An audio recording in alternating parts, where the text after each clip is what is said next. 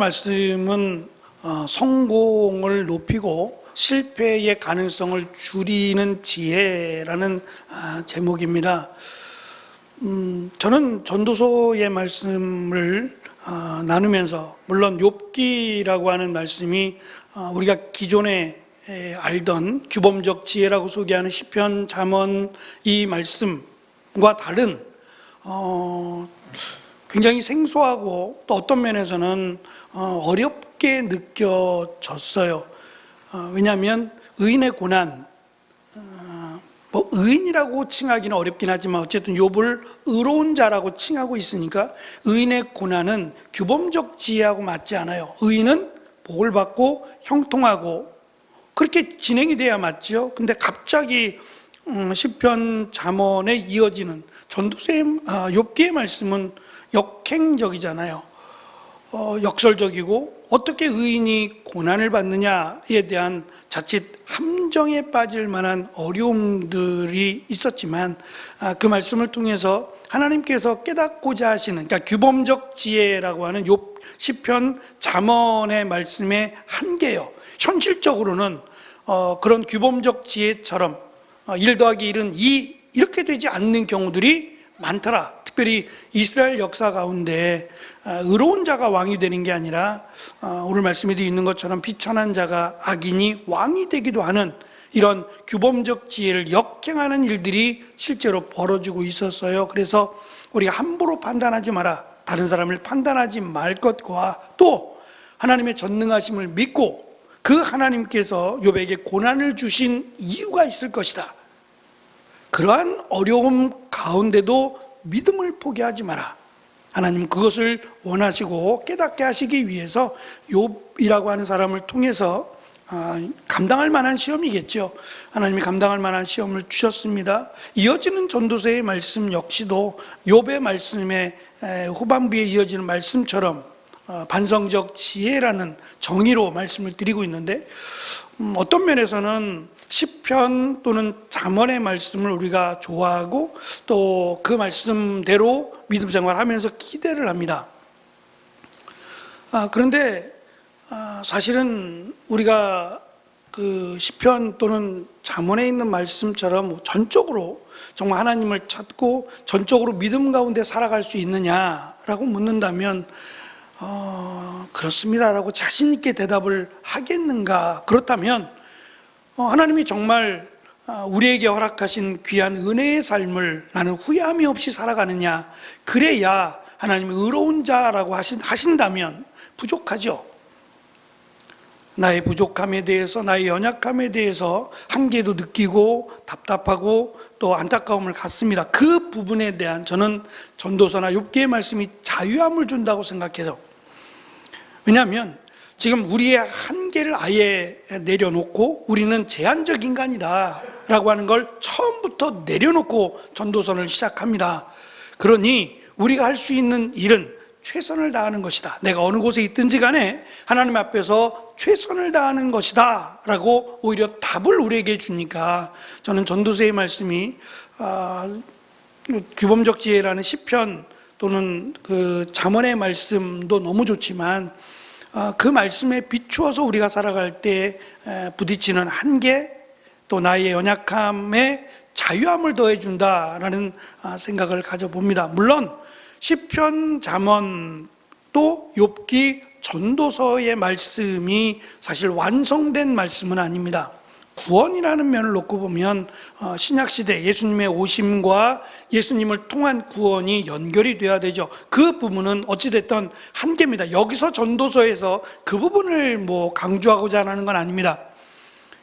율법에 매여서 다른 사람을 판단하고 또 율법을 지킴으로 의롭게 된다라고 하는 이 부분으로 인해서 이스라엘 백성들에게 자신도 물론이고 자유함을 주기 위한, 그리고 실제적으로 어떠한 삶을 살아야 하느냐에 대한 답을 주기 위해서 전도서를 기록하고 있다라는 점을 우리는 살펴야 될 것입니다.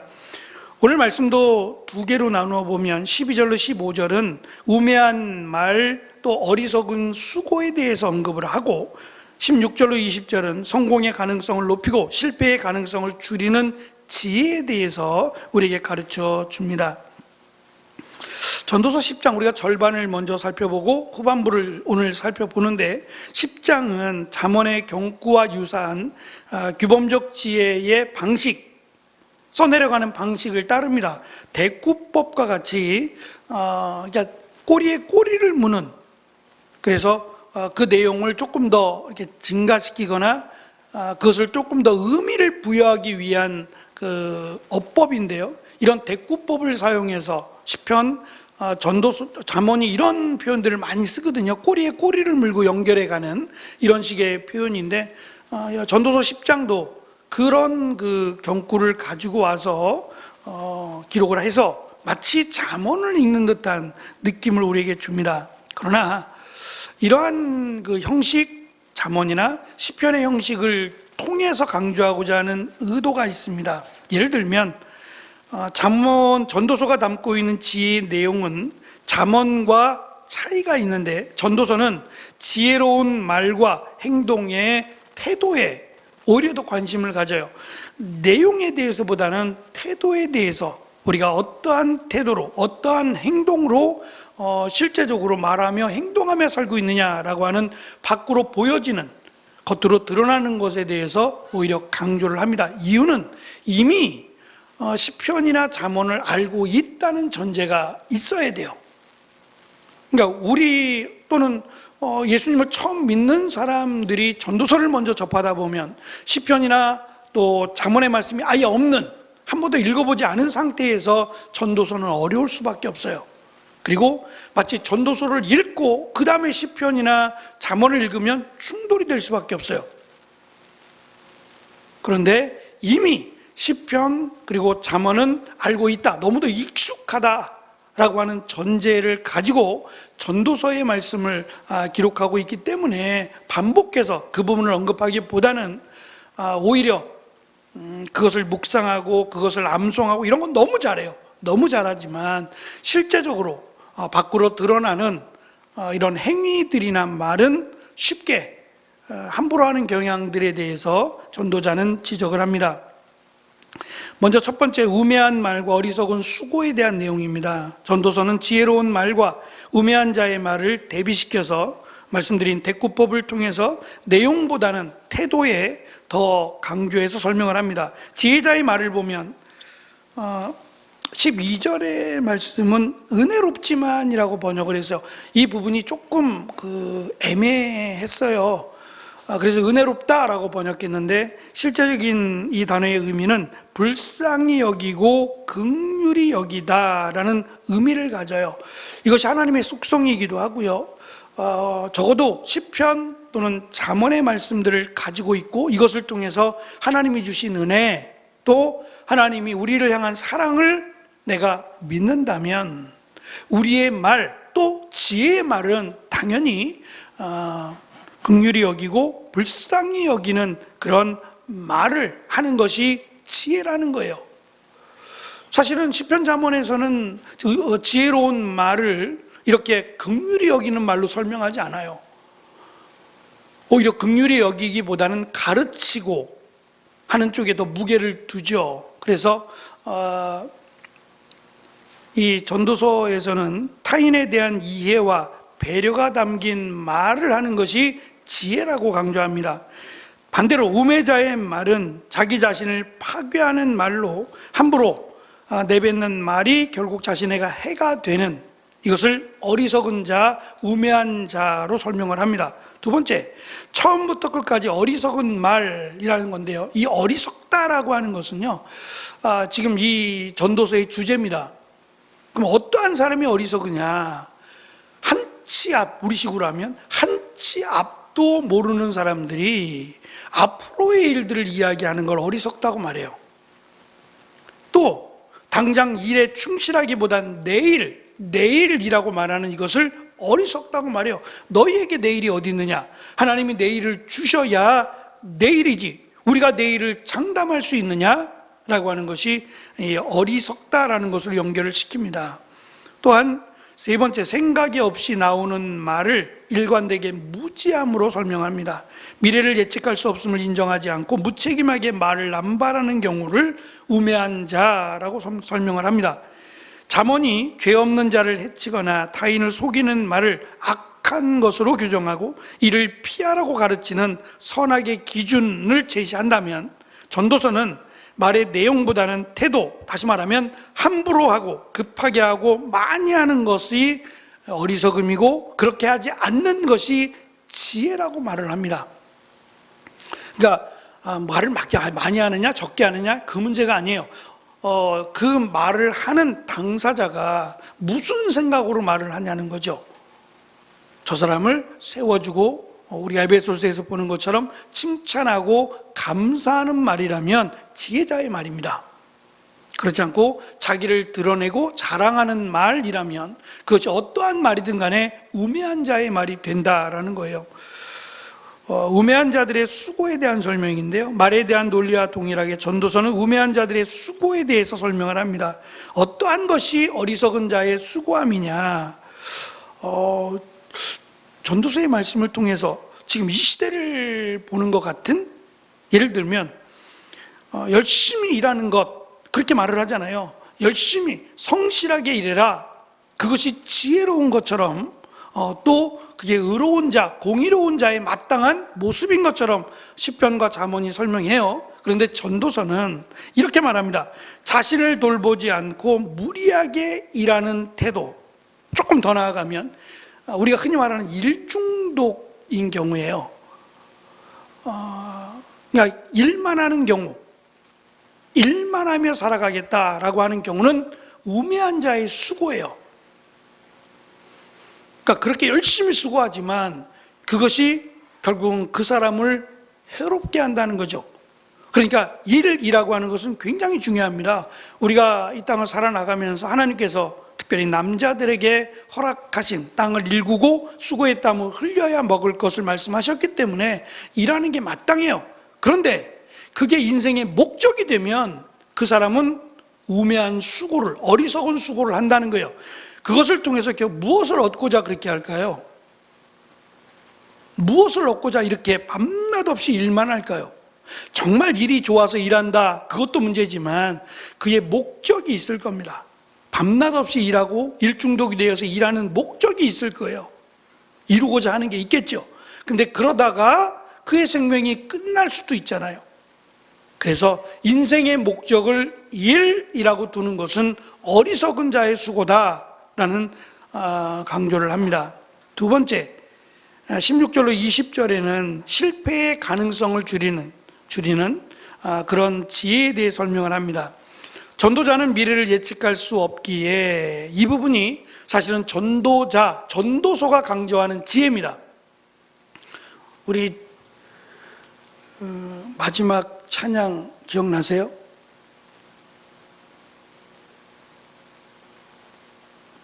오늘 했던 찬양 가운데 마지막 찬양, 내일 일은 몰라요.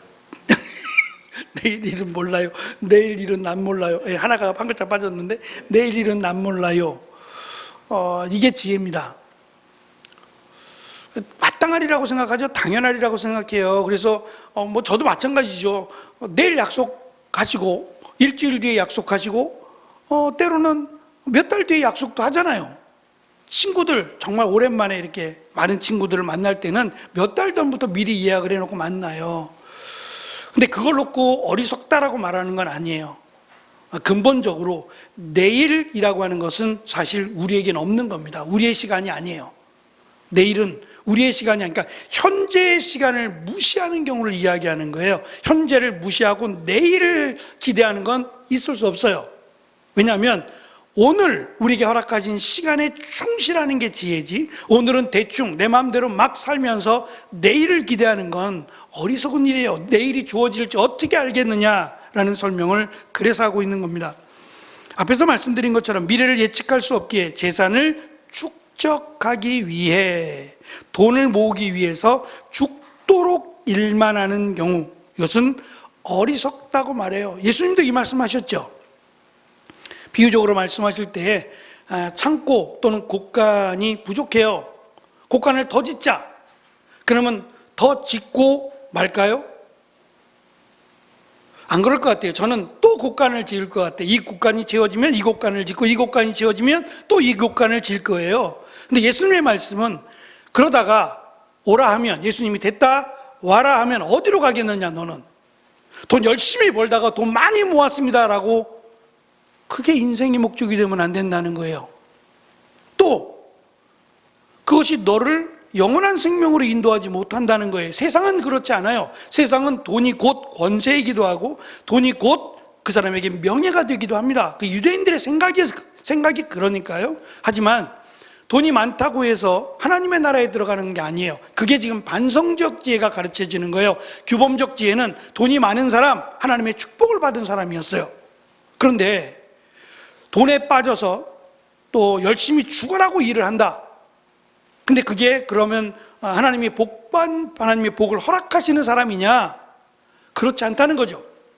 하나님이 주신 이 축복은, 돈이라고 하는 것은 쓰라고 주신 거예요. 잘 쓰라고 주신 겁니다. 자기를 위하여, 다른 사람을 위하여 유용하게 잘 쓰라고 주셨는데, 이것을 모으는데 급급해서 이거를 자꾸 모으려고 한다면 어리석은 자의 수고가 되고, 또 예수님 말씀처럼 그렇게 되면은 도둑이 들끓어서 이것 때문에 사람을 해할 수 있지 않느냐.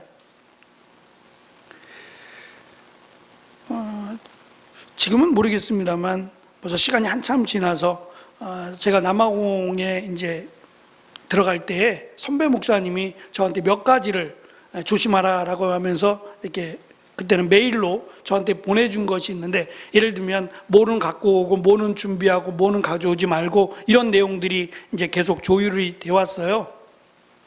그래도 어리석게 TV도 싣고 가고 가스레인지도 가져갔어요. 아무 쓸모 없는데요. 그러니까 한계가 있는 거죠. 근데 그 가운데 이런 내용이 있었어요. 한국을 떠날 때 거기는 날씨가 여름이다라는 얘기. 그러니까 옷을 한국에서 올 때 가볍게 입고 와라. 공항에서 가볍게 입고 오고. 두 번째 내용입니다. 비싸 보이는 옷, 뭐 메이커가 있다든지 비싸 보이는 옷은 입지 말라는 거예요. 그냥 막 입는 옷, 집에서도 그렇고 막 입는 옷을 입고 비행기를 타라 그랬어요. 그래서 제가 이걸 굳이 이렇게까지 강조한 이유가 뭘까? 솔직히 그냥 좀 궁금했어요. 그냥 아니 옷 입는 것까지도 이야기해 줘야 되나? 무슨 옷을 입어라, 뭐 좋은 옷은 입지 마라, 뭐 이런 것까지 시시콜콜 이야기해야 되나? 라는 생각을 가졌어요. 막상 도착하고 가면서 이제 이야기를 들어보니까 한국 사람들은 그런 거에 조금 관심이 많다 그럴까요? 근데 진짜 부자들은 정말 관심이 없대요. 뭐 비싼 차를 타는 사람이 반바지에 슬리퍼를 끌고 나오질 않나, 차에서. 우리가 볼 때는 좀 충격적인 모습이 아닐 수 없어요. 근데 그것들 중에 하나가 위험하다는 거예요. 고급스러운 옷을 입으면 저 사람은 나는 부자야 라고 하는 것을 이미 보여주는 거래요. 오히려 더 위험하다. 그러니 부자가 아니다 라는 식의, 부자도 아니지만 부자가 아니다 라는 것을 의도적으로 뿜뿜 이렇게 뿜어낼 수 있는 옷을 입어라, 그런 내용이었어요. 위험하니까 하는 얘기입니다. 돈이 많다 그러면 도둑이 들끓 수 있는, 오히려 위험해진다는 거죠. 세상적으로 보면. 그러니 돈이 나쁘다는 게 아니라 그 돈이 너를 집어 삼킬 수 있다라는 말씀이고, 예수님이 다 그렇게 말씀하시는 게 아니에요. 모든 사람에게 내가 가진 것을 팔아서 가난한 사람들에게 주고 그러셨겠냐 말이에요. 이 사람이 특별한 겁니다. 이 사람의 목적이 돈이에요. 이렇게 가면 그는 하나님의 나라와는 점점 멀어지고 불행한 삶을 살게 될 거예요. 그래서 그 부자 청년에게 내가 가진 것을 다 팔아 가난한 자들에게 주고 너는 나를 따르라. 왜냐하면 그가 물었잖아요. 어떻게 해야 영생을 얻느냐고. 영생에 대한 관심이 있잖아요. 그에게는 그것이 필요했어요. 다 내려놓고 오히려 돈이 없는 것이, 그는 영생과 가까워질 수 있어서 예수님이 그 부자 청년에게 그렇게 말씀하신 겁니다. 이어지는 삶의 지혜로운 태도에 대한 말씀입니다. 오늘의 결론이 되겠는데요. 낭비와 방종의 위험성을 강조합니다. 아침부터 술에 취해 잔치를 벌이는 행위는 내가 잘됐다, 부자다, 내가 하나님의 은혜를 받았다라고 하는 표시가 잔치예요. 하지만 아침부터 술에 취해서 잔치를 벌이는 행위는 실패할 가능성을 높이는, 그날을 실패하게 만드는 가능성을 높이는 어리석은 행동이다. 이는 육체적인 건강을 해칠 뿐만 아니라 재정적인 낭비와 시간의 허비로 이어진다는 거예요. 그래서 예수님께서 포도원의 포도원의 비유를 말씀하실 때 이른 새벽이라고 하는 것이 6시입니다. 6시부터 시작을 해요. 그래서 일꾼들, 장터에 가서 주인이 직접 가는 겁니다. 그러니까 중간에서 이렇게 일하는 사람하고 주인하고 연결해주고 커미션을 먹는 사람들이 있어요. 그래서 한 데나리온, 우리가 생각할 때 하루의 일당이 한 데나리온이라고 얘기하지만 그건 내가 직접 주인을 만나서 일할 때가 한 데나리온이고 보편적으로는 40%를 뗐어요. 40%를. 그러니까 40%는 중간에 그 사람을 소개해주는, 그 소개하는 사람이 40%를 가져갔어요. 그러니 한 데나리온을 주겠다 했을 때 깜짝 놀라고 진짜요? 하면서 달려갔던 이유가 한 데나리온을 온전히 준다고 하는 주인의 약속이 있었기 때문이죠. 근데 시간이 지나서 3시간 뒤에 9시에 또는 12시에 주인이 또 나가잖아요. 나중에 오후 3시에 5시에도 나가지만 그것은 어찌 보면 게으른 자들, 하루의 관리를 덜한 사람도 있을 수 있고 또는 몸이 불편해서 제대로 일할 수 없는, 정말 1시간만이라도 일하게 해주면 빵이라도 먹었으면 좋겠다라고 하는 사람도 포함될 수 있어요. 하지만 정상이라면 내가 다음 일할 것을 생각하고 일을 하죠. 제가 다니면서 운전하면서 라디오 방송을 가끔씩 자주 듣습니다. 거의 듣는 편인데 그런 이야기들을 많이 하세요. 아침 방송하는 것을 정말 대단하다고 이야기하는데, 연예인들이 매일 아침마다 나와서 방송을 한다. 적어도 1시간 전에는 나와줘야 되잖아요. 그러면 한 7시에 방송을 한다. 그러면 6시 전부터 일어나서 준비하고 6시 조금 넘어서 나와서 또 준비하고 방송을 시작해야 되는 겁니다. 근데 이거를 한 번이 아니라 매일같이 한다고 생각해 보세요. 안 믿는 사람들이야 저녁에 친구도 만날 수 있고 또 가볍게 술 한잔 할 수 있잖아요. 못 하는 거예요. 내일 방송을 생각하면, 내일 아침 방송을 생각하면 할 수 없는 거예요. 그래서 아침 방송을 하는 분들은 정말 대단하다. 자기 관리가 확실한 사람이다. 그래서 아침 방송을 5년 이상 10년 가까이 했다 그러면 그 사람의 시간 관리에 대해서는 대단하다라고 칭찬을 한답니다. 우리도 그러죠. 새벽 예배 시간이 있잖아요. 그러면 저녁 시간이 조절이 될 수밖에 없어요. 다른 사람보다 조금 더 시간이 당겨져야 돼요. 가끔 저는 이제 커피를 마셔도 우리 문집사님도 연구장로님도 저녁에 끝나고 또 커피 한 잔씩 하시잖아요. 남집사님도 드시더라고요. 상관없대요. 저도 크게 영향을 미치는 것 같지 않아요. 그래서 오후에도 한 잔씩 마시고 하는데 정말 간혹 10시가 넘고 11시, 12시가 다 돼가는데 말똥말똥할 때가 있어요. 잠이 안 올 때가 있어요. 간혹. 그럼 정말 자야 되잖아요. 왜냐하면 아침까지 잘 수 있는 게 아니라 새벽에 일어나야 된다는 게 있으니까 억지로라도 자야 되는데 억지로가 되냐고요. 양도 1마리, 2마리 세보기도 하고 하는데도, 그러니까 매일같이 규칙적인 시간을 한다라는 것은 이건 정말 대단한 일이다라는 생각이 들어요. 그렇게 하라는 겁니다. 그것이 지혜로운 삶이다라는 것을 강조합니다. 두 번째, 건강과 준비의 중요성입니다. 건강을 위해 음식을 적절히 섭취하며 하루를 대비하는 것이 현명한 일이다라고 강조하고, 절제와 준비된 삶의 자세가 중요함을 강조합니다. 또한 예측 불가능한 삶에 대한 지혜로운 대비를 설명하는데요, 전도서는 잔치와 포도주, 이것이 희락과 생명을 강조하는 겁니다. 그런데 무분별한 잔치와 포도주는 오히려 어리석다, 방종이다라고 설명을 합니다. 사는 집이 망가지고 무너지는 불행, 누구에게나 언제든지 닥칠 수 있어요. 예상치 못한 일들. 그러나 재앙에 대비하지 않고 아무 일도 하지 않고 손을 놓고 있는 것은 어리석다. 이는 삶의 어려움에 대한 성실한 준비와 노력의 중요성을 강조한다. 그래서 어려움을 겪을 수 있어요. 그러나 그 어려움을 똑같은 어려움을 겪지 않도록 대비하는 일은 우리가 해야 되는데, 그걸 그냥 손을 놔버리고 두 번째, 세 번째, 네 번째 똑같은 어려움을 겪는다. 이것은 어리석은 일이라는 겁니다. 두 번째, 이것을 마지막에 둔 이유가 있는 것 같아요. 자신의 숨은 행위가 드러나지 않을 것이라고 하는 어리석은 착각에 대한 경고인데요. 마음, 잠자리라고 하는 단어는 은밀한 곳을 지칭합니다. 마음이 보이지 않아요. 그 마음에 무슨 생각을 갖고 있는지 알 수 없지요. 잠자리도 마찬가지예요. 그건 나만의 은밀한 자리인데 그 잠자리에서 하는 말, 내 마음에 품은 것이 은연중에 어떻게 누구에게 들려질지 모른다는 거예요. 우리 속담에 반말은 새가 듣고 낱말은 쥐가 듣는다 그러죠. 근데 아니에요? 바뀌었어요? 반말은 쥐가 들어요? 죄송합니다. 초등학교 때 공부를 안 해서. 근데 이게 제가 읽으면서도, 아니 새가 듣는 들, 쥐가 듣는 들 뭐가 문제예요? 새가 들으면 그걸 이해해요? 쥐가 듣고 이해해요?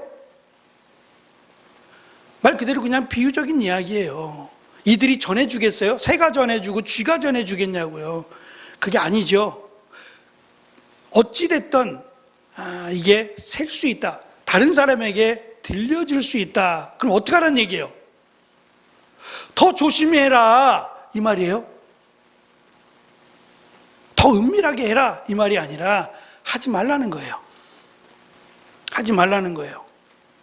그 예가 20절에 보면 마음으로도 왕을 저주하지 말고 잠자리에서도 부자를 저주하지 마라. 오죽하면 이렇게 하겠어요. 오죽하면 너무 억울하고 너무 속상하니까 이렇게라도 하는 건데, 근데 이렇게 하는 것이 은연중에 언젠가는 드러날 수 있어요. 근데 이것 때문에 문제는 왕에 의해서 어려움을 겪고 부자들에 의해서 내가 어려움을 겪어요. 말 한마디가 이런 어려움을 겪게 되니 차라리 하지 말라는 거예요.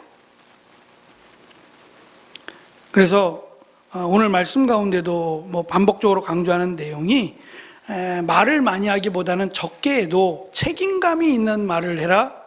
행동도 책임감이 있는 그런 행동을 하는 것이 지혜다. 우리에게 다가오는 어려움을 피한다? 한계가 있어요. 그건 어쩔 수 없는 한계인데 그것에 대해서 옳고 그름을 하지 말고 준비하는 건 우리가 하되, 준비하는 건 우리가 하지만 불의하게 부딪히는 일들까지도 우리가 피하기는 어렵다. 그러나 조심할 수 있는 건 있다. 그것은 말하는 것, 생각하는 것, 행동하는 것은 내가 스스로 내가 조절할 수 있지 않느냐. 그러니까 그것은 내가 홀이라도 다른 사람에 대한 함부로 말하는 일들, 이것이 하지 않아야 된다.